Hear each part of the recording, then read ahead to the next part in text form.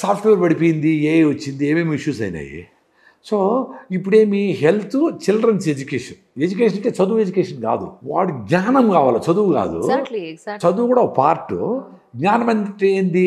ఏదన్నా ఫీజు పోతే వేసుకోవాలా, కూరగాయలు పోయాలా, జొన్న రొట్టె రాగముద్దో చేయాలా, బాత్రూమ్ కడగాల, బట్ట ఉతకాలా, చెప్పులు పోతే కుట్టుకోవాలా, చిన్న చిన్న బతికించుకోవాలా.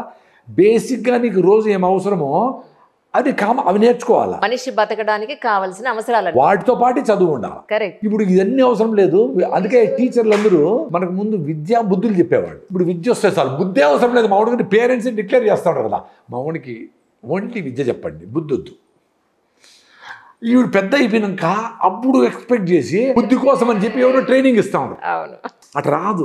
బుద్ధి ట్రైనింగ్తో రాదు, మనుషులతో ఉంటే వస్తుంది, ఫ్లోలో వస్తుంది. సొసైటీ అర్థం చేసుకుంటుంది, ప్రపంచం ఎట్లా మారుతుందని తెలుసుకుంటే వస్తుంది. ఇప్పుడు మేము బయటపడి ప్రకృతిలో కూడా లేను. నేను మదనపల్లి మాది, ప్రకృతిలో 40 ఏళ్ళు పని చేసినాము. దాన్ని బాగున్నాము, వ్యవసాయం చేసినాము, కూరగాయలు పండించినాము, సీడ్ ప్రొడక్షన్ చేసినాము, హైబ్రిడ్ సీడ్ ప్రొడక్షన్ చేసినాము, ఫౌండేషన్లు చేసినాము. నా వైఫ్ మా పిల్లలు చూసుకుంటారు. మా అమ్మాయి కూడా రష్యా వెళ్ళి చదివి లండన్లో ఎకాలజీ మీద పోస్ట్ గ్రాడ్యుయేషన్ చేసి అక్కడే 2 ఏళ్ళు పనిచేసి ఇప్పుడు మా పొలంలో మా కూరగాయలు పండిస్తూ ఉంది. రిషి వ్యాలీ చాలా మంచి స్కూల్ సార్. అందుకే అంటే నేను రైతుని ఇచ్చినారు సీటు, కొంచెం కష్టమే. ఎనీవే, అంటే ఆమె ఎకాలజీ మీద post graduation shoe maker university, లండన్లో చాలా ఫేమస్ యూనివర్సిటీ. అక్కడ చదివి ప్యాకేజ్ ఆమెకి జాబులు వచ్చేటి మంచిగా, యుఎన్లో ఇక్కడ ఎన్విరాన్మెంటల్ ఆర్గనైజేషన్ వచ్చేది. ఆమె హ్యాపీగా వచ్చేసి ఇప్పుడు మా పొలంలో ఒక అరెకరంలో కూరగాయలు పండించి 3 ఎకరాల్లో మియావకి ఫార్మింగ్ అంటే ఆల్ ఫారెస్ట్ చెట్లు నాటి బయోడైవర్సిటీకి దాన్ని పనిచేస్తాం. అది బ్యూటీ. అది పిల్లల నుంచి మనం ఎక్స్పెక్ట్ చేయాల్సింది. మేము పీజీలో ఉండాము, అమీర్పేటలో తిరుగుతా, ఏదో తింటా, అసిడిటీ తెచ్చుకొని ఆ డబ్బులు చాలక పెద్దోళ్ళ ఇంటికి వెళ్ళి పంపిస్తూ ఉంటే మావాడు బెంగళూరులోనే ఉన్నాడు, హైదరాబాద్లో ఉన్నాడు చెప్పుకుంటా వాళ్ళు ఎన్నో బాధలు పడుతూ ఉంటారు. జస్ట్ మీరు అనుకుంటా ఉంటారు బెంగళూరులో హైదరాబాద్లో ఉండాలని. అందరికీ కంఫర్టబుల్గా లేరు వాళ్ళు. అది తెలుసుకొని వాళ్ళకి ఈ ఫ్యూచర్ అంతా ఇంకా మంచి హెల్త్ మీద ఉంది. సో మీరు మంచి ఆర్గానిక్ కూరగాయలు పండించి ఈ బేసిక్ ఎడ్యుకేషన్ ఆన్ హెల్త్ అంటే మీ గట్ మైక్రోబియం ఎట్లా ఉంటుంది, మీరు అడిగిన షుగరు బీపీ ఎట్లా కంట్రోల్ అవుతుంది, మీ హిమోగ్లోబిన్ ఎట్లా కంట్రోల్ అవుతుంది, ఏం తింటే ఏ మిల్లెట్స్ తింటే ఏంటి, ఏ కషాయాలు ఏంటి, బేసిక్గా నేచర్ క్యూర్ పెట్టాలా. పిల్లలకి విద్య చెప్పిస్తారు స్కూల్లో. బుద్ధి మీరు సండే స్కూల్ అని పెట్టి అన్నీ చెప్పించండి. బుద్ధి దాని డిమాండ్ ఉంది. ఎందుకంటే పేరెంట్స్ బాగా ఈ పార్టీలు గిట్టి అని తిరుగుతూ ఉంటారు. మీకు తెలుసు కదా, అన్ని క్లబ్బులు గిబ్బులు అన్నీ చాలా బిజీగా ఉంటాయి క్లబ్బులన్నీ. కానీ వాళ్ళ పిల్లల్ని బాగా మంచి భారతీయుడు కావాలి. మా వాడు క్లబ్బులు తిరగకూడదు అంటే వీడు చెడిపోయినాడని తెలుసు. అంటే చెడిపోయేదంటే ఐ మీన్ నువ్వు అందరూ కూర్చొని వంట చేసి కొన్ని కూరగాయలు పండించుకొని అందరు ఫ్రెండ్స్ని పిలిచి బర్త్డే పార్టీ పిల్లలకి ఫ్రూట్ కటింగ్ డే పెట్టి వాళ్ళ పిల్లలు బర్త్డే ఊరి బయట గండిపేటకి తీసుకుపోయి ఆ చెరువులో ఆడ మంచిగా టెంట్ వేసి ఆడేదో చిన్న అట్లా యాక్టివిటీస్ చేసేంత టైం లేదు. అది చెడిపోయేదండి. నేను తాగి అనేది అదిగా చెప్పడం లేదు. అసలు మనము మన కోసం బతకకుండా పోవడమే చెడిపోవడం. అంటే ఎవరి కోసమో రాత్రంతా మేము డ్యూటీ చేస్తాము ప్యాకేజ్ ఉందని, ఎవరి కోసమో మేము ఇష్టం లేని పని చేస్తాము, అది చెడిపోయేది. అది అంటే నీకు ఇష్టమైనట్టు బతకలేకపోతే చెడిపోయినట్లే కదా లెక్క. సో మేమెట్లా మా బతుకులన్నీ కష్టంగా ఉంటాయి కాబట్టి మా పిల్లలు హాయిగా ఉండాలంటే ఎట్లా కుదరుతుంది. చాలా మంది డైలాగ్ ఏమొస్తుంది చెప్పండి, మా బతుకులు ఎట్లా ఇవినారా మీరన్నా బాగుండంటారు అంటారు. అరే నీ బతికే బాగాలేకపోతే పిల్లల బతికి ఎట్లా బాగుండాలని వాడికి ఎట్లా కాన్ఫిడెన్స్. నువ్వు హ్యాపీగా లేదు అని పిల్లోళ్ళకంటే వాడికి హ్యాపీనెస్ నువ్వు ఇస్తామని వాడు ఎట్లా అనుకుంటాడు. అందుకని వీకెండ్ స్కూల్స్ పెట్టి ఇప్పుడు మనం అనుకుంటా ఉండేవి ఇవన్నీ మొక్కలు పెట్టే కాడి నుంచి అంటు కట్టే కాడి నుంచి ఎన్నో నేర్చుకునే సబ్జెక్టు రియల్గా అవసరమైనవి. అట్లాంటి మీరు మీ ఆలోచన నుంచి మీ యాక్టివిటీ నుంచి బయటపడాలా.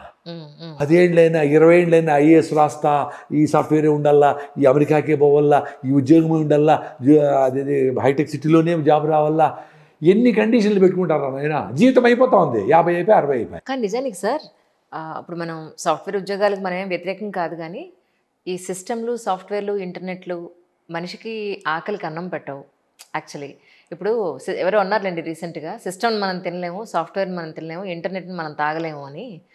అల్టిమేట్గా ఎంత సంపాదించినా మనిషికి కావాల్సింది మంచి ఆహారం, ఆరోగ్యం, ఉండడానికి చక్కటి ఎన్విరాన్మెంట్, కావాల్సింది ఆక్సిజన్. ఇది ఫస్ట్ చూడాల్సిన పద్ధతి. ఇవన్నీ వదిలేసుకుని అనవసరమైన హంగామాలకి మన జీవితం టర్న్ అవుతుందా అని అనిపిస్తుంది. అంటే ఒకప్పుడు ఈ అగ్రికల్చర్ మీద ఎక్కువ మంది మనం డిపెండ్ అయినాం. 70 మంది ఉన్నాం. ఇప్పుడు తగ్గేది 45, 47కి వచ్చింది. అంతమంది ఉండేటప్పుడు వీళ్ళందరికీ నార్మల్గా బతుకుతా, వాళ్ళ పొలం పనులు చేసుకొని బట్టలందరికీ దీపావళికి అందరికీ ఇంత కట్టెత్తుకొచ్చేసి దాంట్లో ఒకటే కలర్ ఉంటాయో ఏదో ఉంటాయి.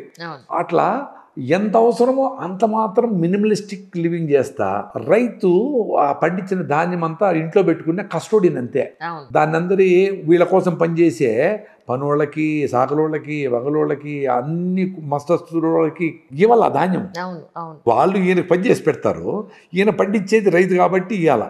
అట్లా ఇంటర్ డిపెండెన్సీ ఉండి అద్భుతమైన వ్యవస్థ. నాకు తెలుసు కదా, ఏదో నేను వేదాల్లో చెప్పడం. నేను చిన్నప్పుడు మా ఇంట్లో బట్టలు ఉతికేవాళ్ళు, ఆ వదిన ఏమి అన్న కనపడలేదే బావా అంటే మా అమ్మని, మా నాయన అన్న, మా అమ్మ వదిన, ఇంకోరు బావ అక్క, ఏందో కలుపుకొని అట్లా మాట్లాడేవాళ్ళు. ఏది రిలేషన్షిప్ ఇంటర్ డిపెండెంట్ అంటారు. అంటే నువ్వే పట్టుకోవచ్చు. ఇప్పుడు ఏమైంది, మిషన్లు కేసి పోరా నువ్వేం పనిలే, నేనే ఇండిపెండెంట్ అని చెప్పి చిన్న ప్రాబ్లం వస్తే ఎట్లా సాల్వ్ కావాలా, ఎవరు కన్సోల్ చేయాలా అని లేక చచ్చిపోతా ఉన్నాం. మరి ఆ ఇంటర్ డిపెండెంట్ బ్యూటిఫుల్. అది ఒకరి మీద ఒకరు ఆధారపడకపోయినా ఆధారపడి నటించాలండి. ఇప్పుడు నువ్వే కాఫీ చేసుకోవచ్చు, ఏమే కొంచెం కాఫీ పెట్టి అంటే అబ్బా మా ఆయనకి నేను కాఫీ పెట్టిస్తేనే కరెక్ట్గా కలుపుతాను నామ. Something happens no. అన్నీ మనమే చేసుకునేస్తా. అట్లుండి కూడా లైక్ చేస్తూ ఉండరు. ఇప్పుడు ఏం చేయాలా, అట్లుండి కూడా లైక్ చేస్తూ ఉండరు. ఎవరితో సంబంధం లేకుండా వాడే కూర్చొని నా రూమ్ ఎవరు రాకూడదు, బేగం ఇంట్లో వాన్ రూమ్ బేగం వేసుకొని వెళ్ళిపోతాడు. ఎవరిని రానిడు అక్కడికి, ఎవరిని గెస్ట్ వస్తే కూడా ఆ రూమ్ యాక్సెస్ ఉండదు. అంత ఇండిపెండెన్స్ కోరుకుంటారు. పోనీ ఇండిపెండెంట్గా హ్యాపీగా ఉండమంటే అది కూడా లేవు కదా. ఆ హ్యాపీనెస్ కోసం మళ్ళీ సిగరెట్, డ్రగ్స్, మందు, రకరకాల ఫ్రెండ్స్, అదే సంతోషం అనుకుంటున్నారు, అదే ఎంజాయ్మెంట్ అనుకుంటున్నారు. అదే నేను చెప్పేది. ఎంజాయ్మెంట్ నువ్వు టెంపరీగా ఏదో సిగరెట్ తాగి ఏదో చేసి తెచ్చుకుంటాడు కదా, లేచినప్పటి నుంచి జాయ్ఫుల్గానే ఉండే ఛాన్స్ ఉంది. మేము లేచినప్పటి నుంచి హ్యాపీగానే ఉంటాం. ఇప్పుడు 4 గంటలకు లేచిన సంగారెడ్డిలో తిన్నా వచ్చినా, నేను డ్రైవ్ చేసిన, మీతో మాట్లాడి జాలీగా ఉండాలి. నేను ఏం ఎక్స్పెక్టేషన్ లేదు. అంటే ఇది ఎంతమంది చూస్తారు ఏమి, నాకు ఓన్ యూట్యూబ్ లేదు. అరే 10 మంది ద్వారా 1000 మందికి రీచ్ అవుతా ఉంది. ఆ 1000 మందిలో కొంతమంది రైజ్ అవుతాయినా అరే యాసిడిటీ పోయింది థ్యాంక్స్ అబ్బా అనుకోని మాత్రం మనకు చెప్పనక్కర్లేదు. ఆ సింప్లిసిటీ ఇన్ లివింగ్ అది పాస్ట్ జనరేషన్లో ఉండింది. ఏమన్నా చెప్తే ఈ కషాయం తాగు, మిరియాల కషాయం తాగు, ఇది తాగుంటే చేసేవాళ్ళు, రిజల్ట్స్ వచ్చేది. ఇప్పుడు నమ్మడం లేదు. చాలా పెద్ద కార్పొరేట్ హాస్పిటల్కి పోయి అంత పెద్ద బుక్ చేసి నీ పొట్ట లోపల ట్యూబ్ వేసి ఏదో నీ పొట్టే చూడు అని చూపించి నీ కిడ్నీలు ఆపరేషన్ చేసి ఆ డైమండ్ తీసి నీ డైమండే చూడు అంటే ఆనందంగా ₹1,00,000 ₹2,00,000 ఖర్చు పెడతాడు. నీళ్ళు తాగర మధ్యలో స్వామి అంటే తాగడం లే. ఎంత అంటే ఆ సింప్లిసిటీకి గౌరవం లేదు. అది వెరీ వెరీ సాడ్. అది ఇప్పుడు చాలామంది నా వీడియో చూసి రాగి జావ తాగితే అసిడిటీ పోతుంది అంట. ఒక వారం తాగితే ఏముంది, నేనే నెలలో మందులు తిన్నా.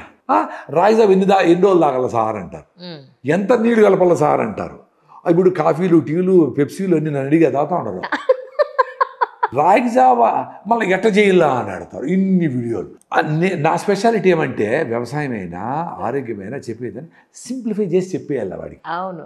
దాన్ని కాంప్లికేట్ చేసి ఇంత పెద్ద చేసి లాగి అబ్బా ఇది మన వల్ల కాదులే 14 రకాల కషాయాలు అర్ధరాత్రి 12 గంటలకి నువ్వు మూన్లైట్ పడినప్పుడు ఆడ పెట్టు, అవన్నీ ఏం అవసరం లే. నాకు రిజల్ట్స్ వచ్చినాయి. అట్లా చేయకపోయినా ఇంటి నల్ల కూరలు, సామలు అట్లా తిరగకపోయినా రిజల్ట్స్ వచ్చింది. సో మీ వీలైనంత చేయండి.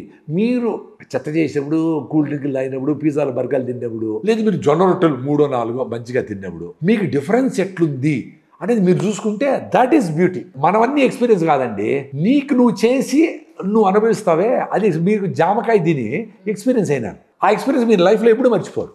మరి ఆ ఎక్స్పీరియన్స్ ప్రతి ఒక్కరు కావాలా అని సింప్లిఫై చేసి చెప్తాను నేను. చాలామంది రాగి జావ ఇన్ని మందులు వేసుకున్నాను పోలే రాగి జావతో పోతుందంట అనుకుంటారు. చేయడు వాడు. మనకేం అదేం బాధ లేదు. మనం చెప్పేవరకే మనం వంతు, చేయకపోతే వాళ్ళ ఇష్టం అంతే.